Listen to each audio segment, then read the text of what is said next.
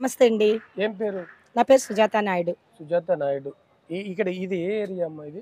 ఇది పిర్జాదిగూడెం మున్సిపాలిటీ అంటారండి. ఫిర్జాదిగూడ మున్సిపాలిటీ. అంటే మల్కా మల్కాజిగిరి మల్కాజిగిరి కాన్స్టిట్యూన్సీ. కాన్స్టిట్యున్సీ కిందకే వస్తుంది. ఎన్ని సంవత్సరాల నుంచి ఉంటుంది ఇక్కడ?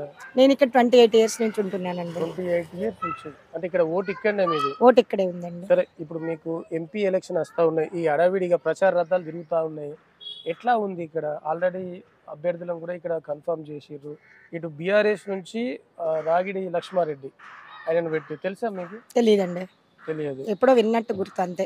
కాంగ్రెస్ నుంచి ఆమె సునీత మహేందర్ రెడ్డికి వాళ్ళకి ఇచ్చారు, కాంగ్రెస్ ఎంపీ అభ్యర్థి. తెలియదండి. అదే కూడా తెలియదు. తెలియదండి. బీజేపీ నుంచి ఈటల రాజేందర్ని ఇచ్చారు. ఈటెల రాజేంద్ర గారు అంటే మా ఎప్పటి నుంచో వింటూనే ఉన్నాం ఆ పేరు. ఉద్యమకారుడు ఈటెల రాజేంద్ర అని. ఈటల ఆ రాజేందర్ అంటే పాటలు తెలుసు. బాగా తెలుసండి. అంటే హుజురాబాద్ లో పోటీ చేసిండు అంత ముందు. అవునండి. అసలు ఆయన తిరుగులేని నాయకుడు హుజురాబాద్ లో. ఇంటింటికి వెళ్తే కూడా చెప్తారంటండి ఆయన గురించి.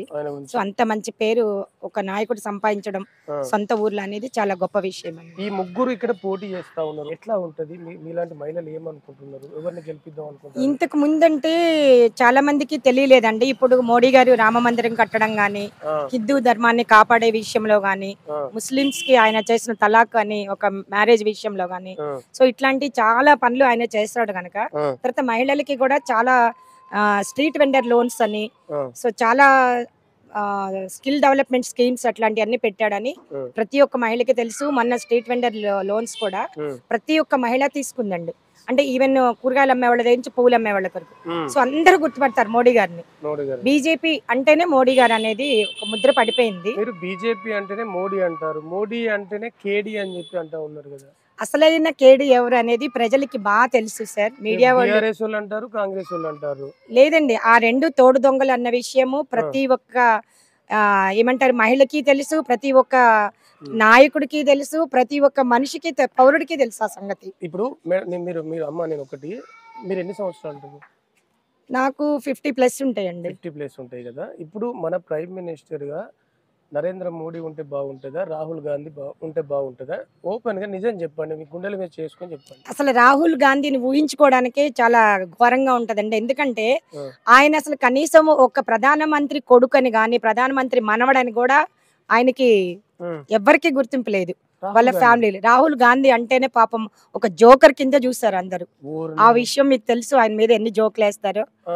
మహానుభావుడు నరేంద్ర మోడీ గారు మహానుభావుడు, ఆయన కారణ జన్ముడు. అలాంటి వాళ్ళని చూడడమే మహద్భాగ్యం అనుకొని ఎదురు చూస్తున్న మహిళలు ఎంతో మంది ఉన్నామండి. ఆయన ఎప్పుడు చూడాలి, ఎప్పుడు కలవాలి అని నరేంద్ర మోడీ గారిని.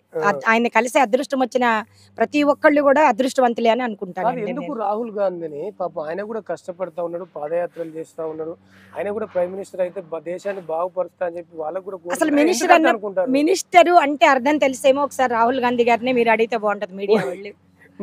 ఇంకొకటి సోనియా గాంధీ గారు అసలు ఏం చేశారు? కాంగ్రెస్ ఎన్నేళ్ల నుంచో పరిపాలనలో ఉంది, టిఆర్ఎస్ కూడా వచ్చింది మీది, తను పరిపాలనలో ఉంది. ప్రపంచానికి గాని మన భారతదేశానికి కొన్ని ఉత్తి తెలంగాణకి తీసుకున్నా ఏం చేశారు అనేది ఒక్కసారి మీ మీడియాకి మాకన్నా మీకే ఎక్కువ తెలుస్తుంది. సో మహిళలు మేము ఇంట్లో ఉంటాము, కానీ ఈ మధ్యన ఎక్కడ చూసినా మోడీ మోడీ మోడీ మోడీ నినాదంతో మారుమోగిపోతుంది. మీరు ఎప్పుడైనా విన్నారా రాహుల్ గాంధీ అన్న పేరు? ఏ మహిళ చెప్పడం మీరు విన్నారా? ఏ కాలేజీ స్టూడెంట్ అయినా అడగండి, ఏ మహిళలైనా అడగండి, ఎవరిని అడిగినా కూడా మోడీ మోడీ మోడీ మోడీ నినాదం ఉంది. సరే, మీరు మహిళలు అంటా ఉన్నారు, ఈ మహిళల గురించి ఒక క్వశ్చన్ వేస్తా. ఇక్కడ మన సీఎం, మాజీ సీఎం తెలుసు కదా, కేసీఆర్ గారు. కేసీఆర్ గారు వాళ్ళ కూతురు లిక్కర్ స్కామ్ లో దొరికింది. లిక్కర్ అంటే ఇంగ్లీష్ వర్డ్, సారా అనేది తెలుగు వర్డ్. సారా అమ్ముకొని దొరికిపోయింది, అరెస్ట్ అయింది కదా. మీకు ఇక్కడ ఒక విషయం చెప్పాలండి. ఆమె ఇంతకు ముందు ఏమన్నా అంటే నేను పెద్దగా టీవీ చూసి అలవాట్లేదు, ఫ్రెండ్స్ చెప్తుంటే విన్నాను. ఆమె ముఖ్యమంత్రి అయితే లిక్కర్ ని బంద్ చేస్తా అని చెప్పిందంట. ఆమె లిక్కర్ బంద్ చేయాలనుకుంటే ముఖ్యమంత్రి అవ్వక్కర్లేదండి, వాళ్ళ నాన్న ముఖ్యమంత్రి, వాళ్ళ తమ్ముడో అన్నయ్యో ఆయన ఒక మంచి హోదాలో ఉన్న మంత్రి, వాళ్ళు ఈమె ఒక ఎమ్మెల్సీ. ఆమె చెయ్యాలనుకుంటే అది క్షణాల మీద అమలు చెయ్యొచ్చు, కానీ దానివల్లే మాకు ఇన్కమ్ వస్తుంది అని పబ్లిక్ గా చెప్పుకుంటూ అదే బిజినెస్ ఈమె దొంగతనంగా చేస్తూ ఈ రోజు రియల్ గా పట్టుబడిని చూడండి. నిజంగా హ్యాట్స్ ఆఫ్ చెప్పాలండి సిబిఐకి.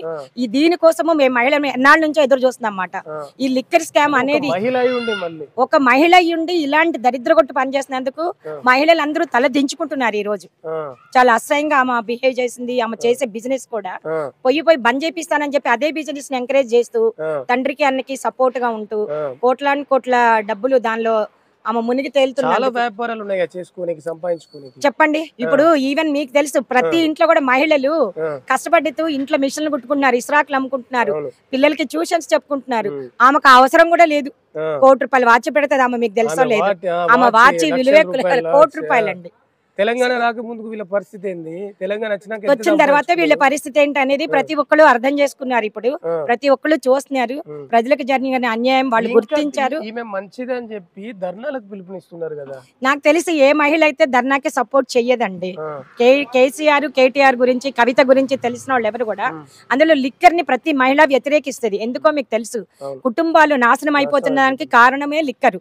అట్లాంటి లిక్కర్ ని ఎంకరేజ్ చేయడం కాకుండా అదే దందాగా తీసుకొని ఈమె లైఫ్ మొత్తము అందరితో ఆడుకుంటుందంటే ఆమెను చీ అన్న మహిళ ఉంటది కానండి, ఎంకరేజ్ చేసే మహిళ అయితే ఉండదండి.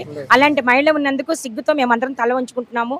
ఆమెని అరెస్ట్ చేసినందుకు ప్రతి ఒక్క మహిళ గర్వంగా ఫీల్ అవుతుందండి. సిబిఐకి హ్యాట్స్ ఆఫ్ చెప్తుందండి. మొత్తానికైతే సెంట్రల్ లో నరేంద్ర మోడీ ఉండాలి, ఇక్కడ మల్కాజిగిరి కాన్ఫరెన్స్ లో రాజేంద్ర గారు ఉండాలి. ఇంకొకటి మీకు చెప్పాలి, ఈటెల రాజేంద్ర గారు ఇప్పుడు బీజేపీ పార్టీ అని కాదండి, ఆయన వ్యక్తిగతంగా ఆయనకి చాలా మంచి పేరుంది.